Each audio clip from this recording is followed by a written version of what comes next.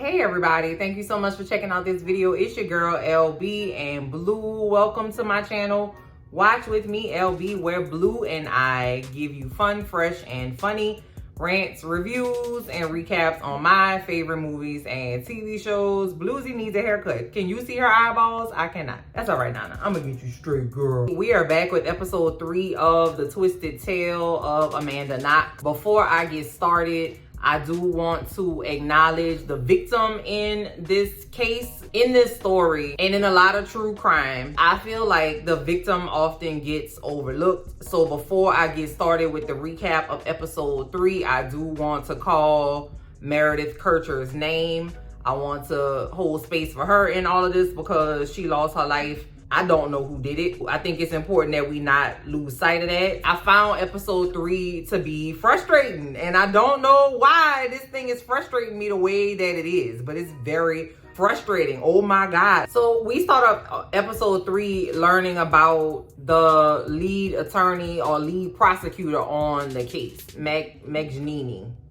My bad. I'm having real difficulty with that one. I'm trying, but I can't get it. I'm sorry. He grew up in the town where the murder happened in Perugia. His childhood home was smack dab between the police precinct and the jail. So he would be watching people get put in a paddy wagon and taken off to jail. His father died at a young age. As he got older, he saw that his town had kind of, gone the way that a lot of towns go. Sometimes the hoes be coming and the pimps and the drugs and the damn mafioso and everybody's just, it's a problem outside. He is very upset about that, and he was really inspired to become a detective when 2 people were murdered on like a lover's lane. And he was like, oh my God, not on my watch, babe. I can't take it no more. I'm about to do something about it. I'm about to literally devote my life to this thing. In the very beginning of this episode, my boy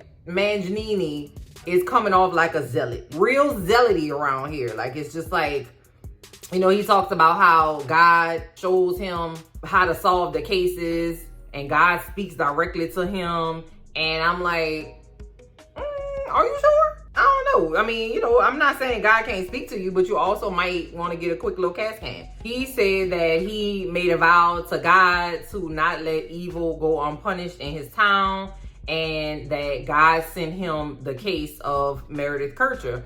I thought it was interesting when he was looking at her body at the crime scene, he compared her to the way that the town used to be. Innocent, pure, beautiful. But pause, he don't know that lady. He don't know nothing about Meredith, okay? I'm sure Meredith was a beautiful and wonderful lady, but she was a human being, and she had her faults. Was a young woman who was experiencing life on her own, so she was making decisions that maybe didn't align with what he would have thought as pure. So I thought that was really interesting that he referred to her deceased body as pure. So then we get a flashback in time with Amanda and Meredith, and they were hanging out just before she passed away. Meredith gave Amanda a little temporary tattoo, and they were talking about plans. And Meredith seemed like she had other plans, but Amanda took over those plans. Like, oh, you gonna come over here? Oh, you wanna do that? And then Meredith was like, I mean, I guess, okay. It seemed like they got along well, but it also seemed in this scene that Amanda kind of imposed herself on to Meredith, and that Meredith was more kind of chill than what Amanda was. They make it seem like nobody really cared for Amanda like that. Like, people like tolerated her, but they didn't like be like, oh, I wonder where Amanda is. Like, they just were like, oh, here go Amanda. I can kick it with Amanda, I guess. I don't got nothing to do. Like, that kind of vibe. We jump forward to present time now, where Amanda has been arrested. I saw her, and if you watch this, you saw her be handcuffed and perp walk down the stairs of the police station into a police car. And then now we're seeing her at a police holding station, also known as a jail, okay? And she's getting her blood taken. She's getting her DNA swab. She took a picture of the hickey on her neck, which I don't know why everybody's so bent out of shape about that hickey. Maybe they don't do that in Italy. I don't know if you or a loved one is Italian. Maybe you could comment and let me know. I'm not sure. Maybe that's just an American thing. I don't know. But anyway, Amanda then asked the guard if she is in witness protection. And I said, Amanda, baby, listen. You should have never left the confines of your home in the local community that you were raised in, girl. Because, girl, why would you think that they would handcuff you and put you in the back of a police car after you've been perp walk and take you to witness? All right. That's why I have to really maybe check myself, because I don't know if it's just me. And I also don't know if it's the actress's portrayal of what is happening, but she was very, I don't want to say annoying. But she was very frustrating. I will say that, because I'm trying to chill. I'm really trying to chill, but she making it hard to chill, bro. Ugh. So she is made to strip down nude, and they are taking pictures of her. While they're doing that, this goddamn bird of prey, bro, men, sometimes y'all make it so hard for me to not just be mad at y'all all the time. Why do y'all got to be so wrong all the time? Anyway, this bird of prey over there, like lurking, like looking at her while she taking her pictures taken. You know what I'm saying? He like the warden, I guess, or the director. I don't know what the man is. She gets her little uniform, her little sweatsuit, and her little blanket and pillow and toothbrush and all that, and then she going, you know, to her cell. He touching all on Amanda, pulling her clothes. Don't tell nobody. If you remember something about the case, tell me. I'm your friend here. Trying to make it seem like she has a buddy in the clink. He just, again, is a bird of prey. The man looked like a bird. He looked like an actual, factual bird of flight. So finally, Amanda's mom is able to get to her in the jail, because that's where she at, is in jail. I mean, her mama knew that. I don't know why she don't know that. But anyway, she is, of course, having trouble communicating what she needs, what she wants, because she does not speak Italian. She has brought some like little knick-knack things for Amanda, and they don't want to let her back there to see Amanda because Amanda's name is KNOX, and the mama has remarried and changed her name, so the identification doesn't match. I don't know. I didn't understand if that was like a rule, like you can only see people in jail if y'all have the same last name. Like you can't go see like your best friend or like your aunt who was married, or like, you know, your teacher from elementary. Like, I don't know. While this is happening, Meredith Kircher's mother, sister, and daddy are there to identify her body, and obviously they are very upset. Manginini is being hounded by the paparazzi because they do it best, okay? They Italian paparazzi, I feel like they you know, they invented the word and they invented the process, so they on his ass, okay? And they are hounding him for information. Why he didn't go to the press conference? Is the evidence credible? So he go in the office,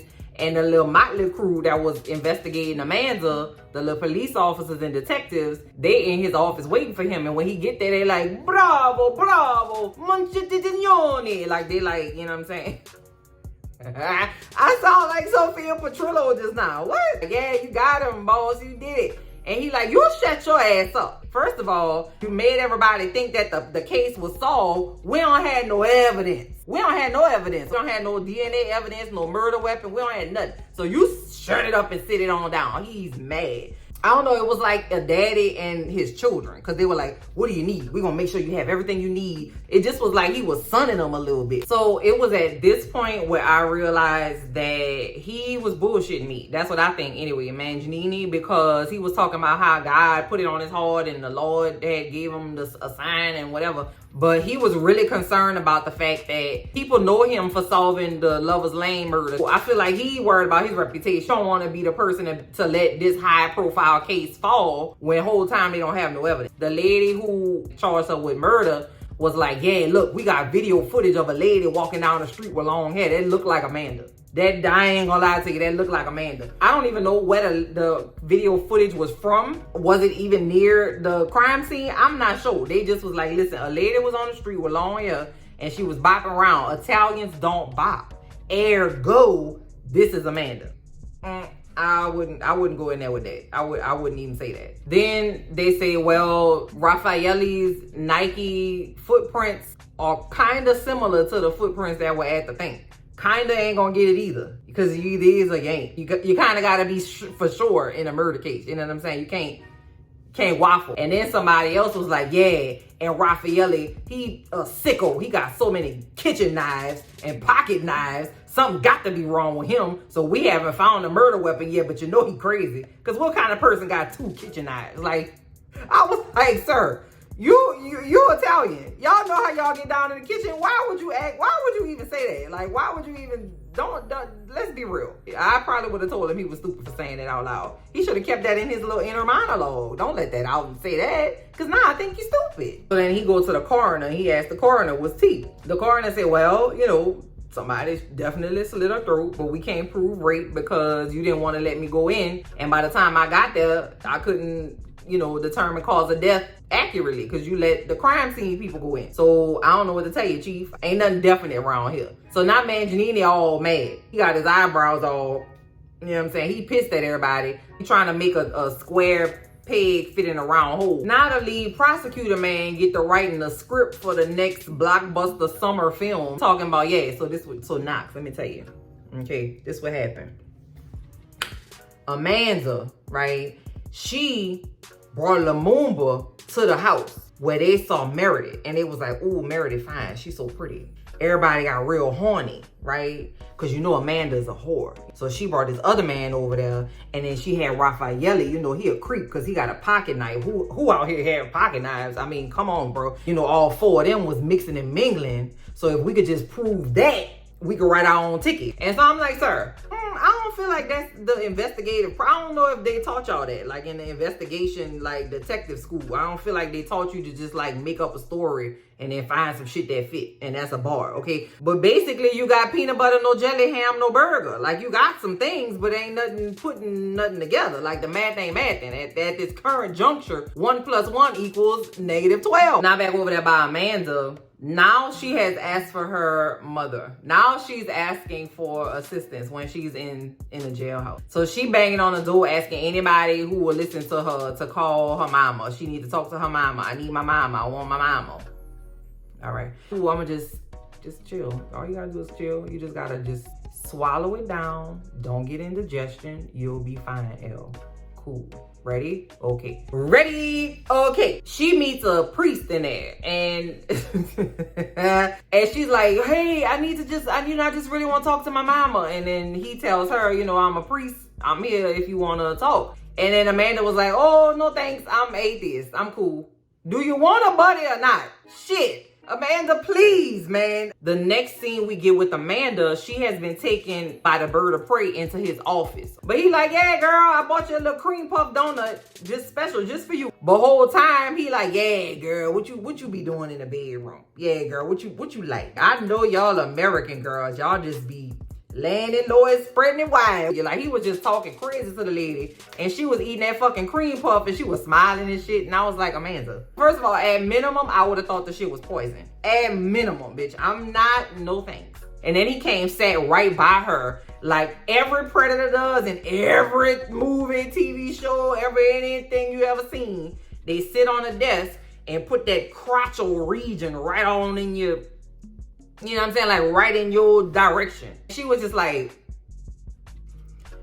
that's when I gotta just chill because I don't know this lady. I'm just trying to understand how to be appropriate. That's what I'm saying. Like, I don't want to cuss this lady out if she the victim. But I'm also going to be mad if I miss the opportunity to cuss this lady out and she actually did it. That's what I'm saying. Like, I'm just really between a rock and a hard place. Because you know how good I cuss. You know I cuss good. And I'm just feeling conflicted. And I think that's what it is. That's what it is, L girl. So you just need to talk it out. Thanks, cousins. I just need to talk it out. I just need to verbalize. So at this point, I realized that it's a family trait, that skipping and scabbering and stuttering, because the mama and the daughter was doing it, okay? Amanda and her mama finally linked up. So it was like, I just really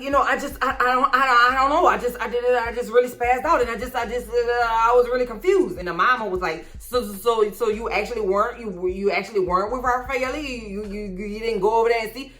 Hey, I'm already dealing with internal struggle and strife with y'all right now. Just you know what I mean? Just give it to me. You know what I mean? Get it. And obviously, if you're in this situation, you're gonna be a whimperer. Obviously, you're gonna be crying. I get it. but something about it, I can't put my finger on it, is really frustrating to me, and it's making me not sympathetic. And I don't know why, because I'm a sympathetic person usually. And I think it's just because it started with frustration at the decisions that Amanda was making in the show. That frustration led to other frustrations, and now I'm just frustrated.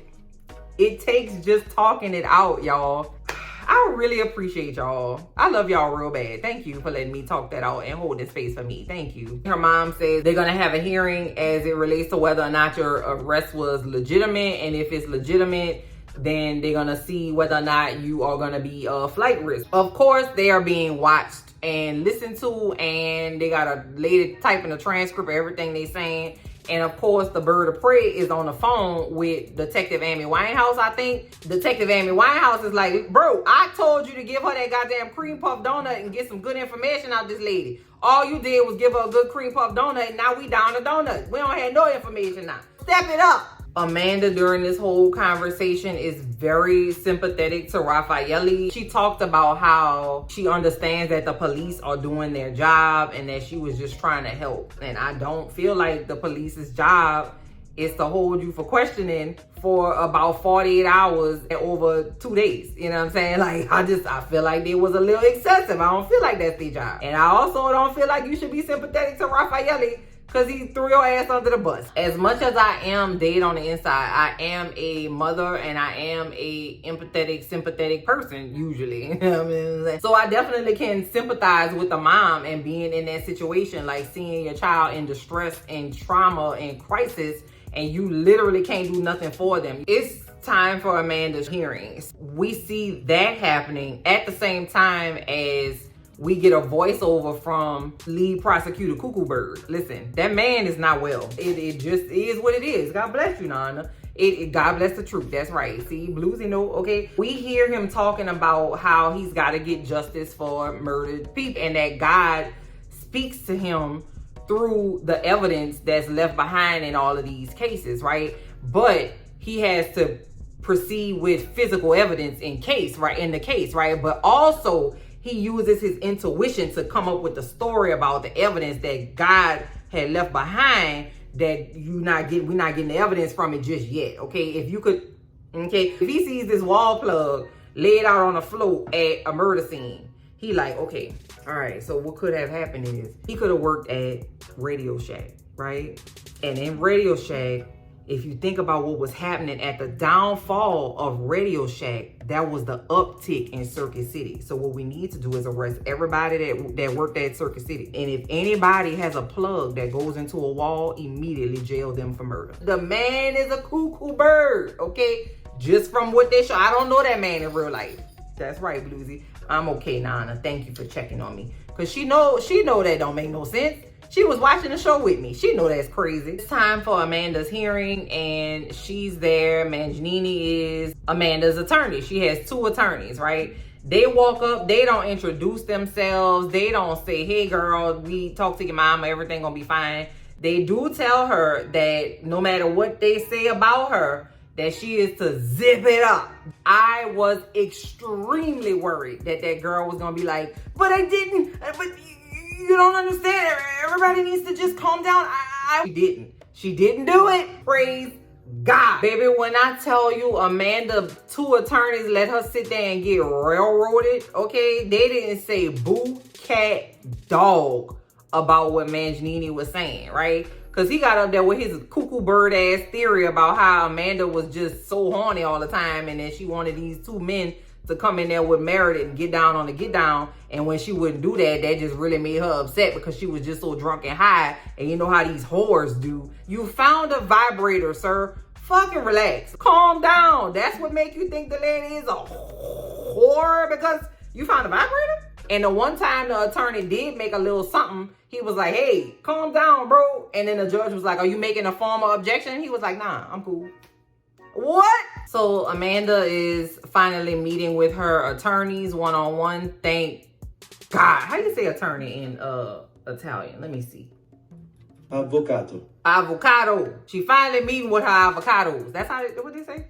Avvocato. Avocado. So they give her the bad news that the judge has validated the case that she gonna have to stay in jail while they investigate her. She cannot go on house arrest because she is a flight risk. That was a long shot. And it looked like now for the first time, Amanda is realizing the severity of what the fuck is actually going on. At the same time, this is happening. The black community in town are protesting Lumumba's arrest because, yeah, how the fuck you arrested him when this white guy over here that's Italian, he got DNA evidence. They got DNA evidence on this white lady from America. What the black Italian evidence? Ain't none. Let him out. This why I really got so mad, bro. I got so aggravated because the frustration station that I was sitting at. So the prosecutor and the police are looking at the protest for Lumumba on TV. And then Detective Amy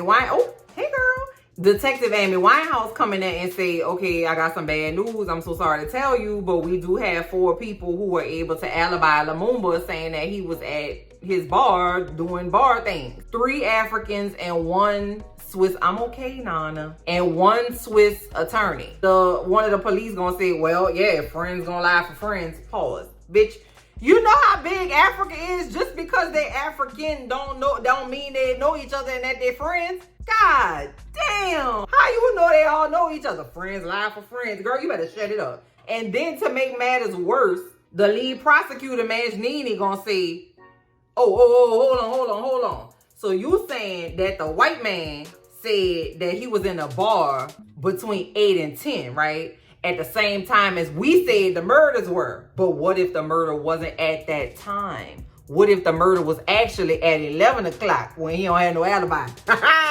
Don't piss me off, sir. You got to do better. And you got to have more chill. Did the Lord tell you to do that? Because that's a lie. I don't know if you know, okay, with your Catholic ass. And you know how the Catholics feel about lying. And if you so holy guacamole, what you in here lying for? Huh? He said, call a coroner because we need the exact time of death, okay? And then they say, hey, sorry, I don't want to rain on your parade, okay? I don't want to be the bearer of bad news. The coroner has come out to the paparazzi and said that he cannot prove that Meredith was raped. And so now Majnini pissed because, listen, I told you I'm trying to fit this square peg into this round hole and you're not helping me to do that and you pissing me off. So now he go over there to the coroner office and he hollering in the coroner face, bro, why you ain't help me lie and put my little story together? Because I told you the Lord be talking to me in my mind. And if you don't go along with what the Lord had told me, first of all, that's a sin. And second of all, you fired. And he fired the coroner because the coroner didn't say that the lady was raped. Excuse me? Cuckoo bird. Not rap tight. Then over there by Amanda in the jailhouse, she getting more tests done. And the man said, oh, girl, I had forgot to tell you, you HIV positive here. And Amanda was like, pardonnez-moi? Okay, what's excuse me in Italian? Let me see. Mi scusi. Mi scusi? Because what you talking about? Of course, the bird of prey was waiting on her at the door, talking about, you took my kindness for weakness, bitch. You don't know I gave you a cream puff that one time, and I was being nice to you. I didn't know you was a whore like that. And Amanda like, Mi scusi. what do you mean? So they having another hearing, but in the voiceover, we can hear Cuckoo Bird lead prosecutor man talking about how Jesus said if you have the faith of a mustard seed, you know what I'm saying, you'll be able to move mountains. And I just, I don't ever want to presume to speak for Jesus or for the Lord. I'm just saying I'm pretty secure in the fact that I would feel like Jesus wants you to leave him out of it. I don't feel like he nowhere in the mix with this. So if you doubt, so the only doubt that can be formed in his mind, because he cuckoo, is Lumumba's presence at the crime scene. So that's the issue that he needs to figure out how to get into the mix. He's preparing his mind to go into the trial to get Lumumba in the mix somehow. And he laid it on thick. Started real chill. What's your name? Do you smoke weed? What you did the night of the murder? Real chill. Then he started throwing them things out. If you said this, then why you said that? So he knows that the information that was being given to Amanda was not being understood by her, and the information that she was giving to the police was not being understood by them. What did you do the night of the murder? She said I was at Raffaelle's house and we read Harry Potter in German, which I was like, bitch, do you speak German? I don't know. Anyway, and they watch Amelie, which I still keep forgetting I need to watch. Remind me to watch that movie. Here, cousin. Okay. He was like, hey, you said you was at your house when all this stuff happened. Why would you say that if that's not true? And she was like, I'm sorry. I was confused. I'm not confused now. I was at his house. He started coming real quick. And then she said that the police were pressuring her and that the police were not there to protect her, but to kind of implicate her. And he was like, I ain't gonna let you do that to my comrades. The police aren't allowed to pressure. So then they get to Patrick. How Patrick got in it? And she's like, well, because my cell phone. I text him, see you later. But then y'all thought see you later was like, you know, a meeting time, like an appointment. But that's not it. And then why you erase the text messages? Because I got to save data, bro. It's 2007. I had told y'all last day already, okay? And it was going back and forth. And she was getting turned up. Now, pause. Attorneys ain't worth, the avocados ain't worth a damn. How you going to be an avocado at law? Daredevil. Oh my God. They have a scene in Daredevil where Foggy and Matt were in law school and they called themselves avocados at law because avocado is Italian and German. I mean, attorney in Italian. Boop, boop, boop, boop, boop. That was cute. That was such a good callback, L. I might watch Daredevil again. Anyway, her avocados ain't shit. They saw her turning up. All her face and nose and shit was red and she was doing like this with her hands. And they ain't say shit until she was like, because I thought Patrick did it. Boom. Not a dodo bird avocado at law lead prosecutor got his little evidence to say Patrick was in it. My man ain't never gonna get out the bing at this point. Damn, girl, you just be fucking up. Shoot. I'm not asking a lady to be a mafioso. I'm just asking a lady to zip it a little bit. And I'm mad at the avocados too. Ugh. She get back to her cell and see that her cell has been tossed. And she notices that her journals are missing. She has been journaling, you know, her feelings about whatever. And so when they told her that she was HIV positive, she went down and was like, who the hell could have gave me HIV? So she wrote down like 7 or 8 people that she slept with since she lost her virginity, which by the by is a very low body count. That's a very low body count. People be out here giving their vaginas and yams to the birds, child. I'm talking about bad. You understand? Anyway, they took that and then gave it to the paparazzi. So in her cell is a TV. And they had told her, and they told her that her HIV test was negative. Oh, girl, my bad. You don't actually have HIV. My fault.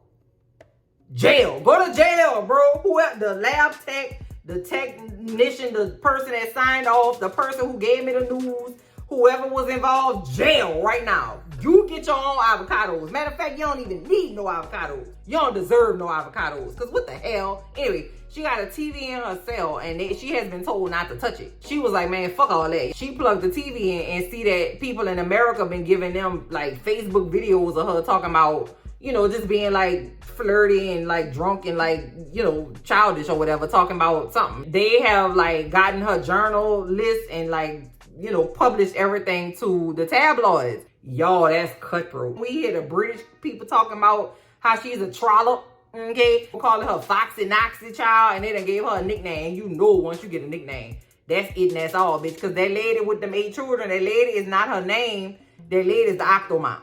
My nickname is Gingerbread because when I got in trouble and my mama wanted to ground me or when she wanted to comb my hair, I would tell her, you can't catch me, I'm the gingerbread man. And I would take off running and that would piss my mama off. So my daddy thought it was funny and he started calling me Gingerbread. Comment down below if you have a nickname. Anyway, that's the end of the episode, y'all. This one is gonna be a tough one for your girl to cover because bringing out emotions in me that I'm not sure about where they coming from. I know we done talked this through and stuff, but I'm just saying, you know, I don't know. Comment down below and let me know if I'm the only one going through the struggle and strife of this show. My God, y'all must have been in the trenches when this was going live in Living Color, child. Did Nancy Grace cover this? Because you know Nancy Grace will get your ass turned up, child. She be having you thinking you trying to go out there and solve the case your damn self. Man, was it on Court TV and all that? Ooh, boy. I cut cable, so I can't watch Court TV no more. But Court TV used to have me locked in, boy. Anyway, I'll talk to y'all later. Bye.